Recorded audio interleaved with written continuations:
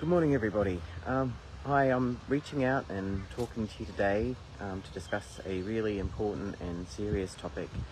And we need some urgent assistance, and we're putting this out to the community to see whether we can garner some urgent support to help us keep our Family Crisis Centre, Laurels Place, operational, and also to maintain or preserve our transitional housing programs where we had leased properties out in the community to provide supported accommodation to some of the most vulnerable people in our community that are ineligible for any form of assistance, and there's simply just no vacancies available for people otherwise be living on the streets.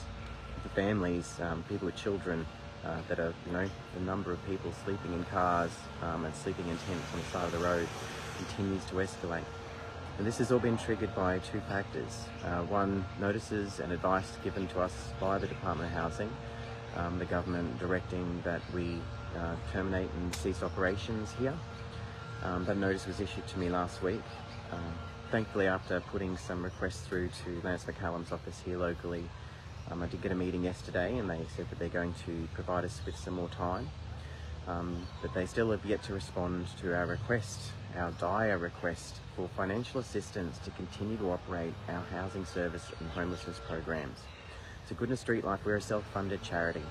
We rely on the money that we can raise through our retail operations, through our fundraising campaigns and activities to fund these services.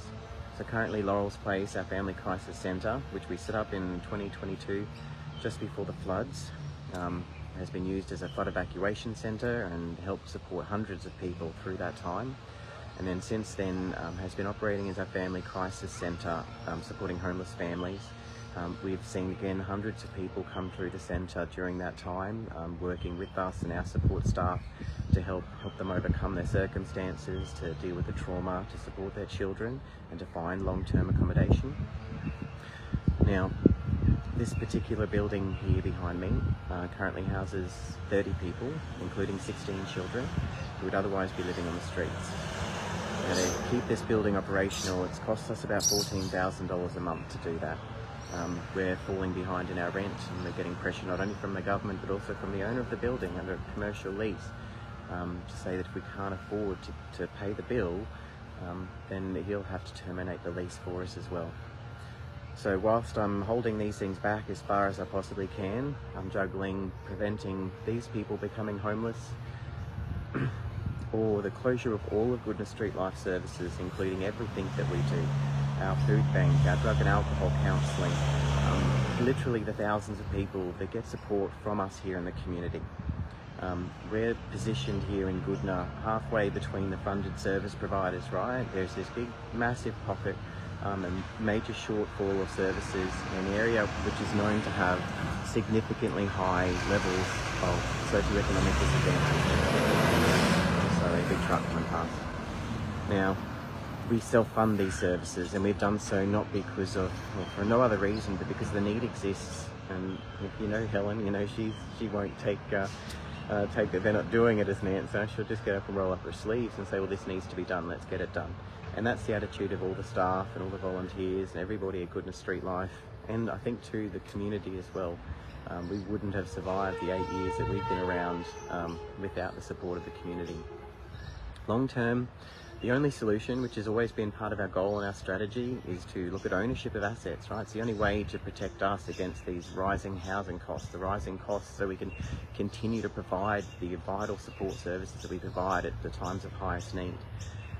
It's impossible for us to do this when the government just puts the burden of us to pay for all of the services, all of the fees, and then also the government government requirements to actually register to provide this service. It costs us money. We have to pay the government to provide these services for homeless service provision, and it's just not sustainable. So our rent increases for our transitional housing have gone up over 100 grand this last 12 months, 18 months. And we're supporting families in here with complex needs that have been through traumas, and we're trying to get them back up on their feet. 68, 70 people that if I can't continue to get some support or get some assistance from the government or the community, I'm going to have to terminate that program to protect Goodness Street Life. Our Family Crisis Centre, similarly, we're we support, again, some of the most vulnerable people and provide services which don't exist in our area. That will have to be closed as well. So I'm starting a campaign today, and I'm launching it out there to the community, to anyone that may be in a position to assist. I've set a target of $168,000, which is the cost of us to keep this centre going for 12 months. We've got a lease here for 7 years, and my goal was for us to look at purchasing this property so we actually have the ability to maintain these services long term, so the community will always have a safe space for families in crisis to go to. To do that, I need community help.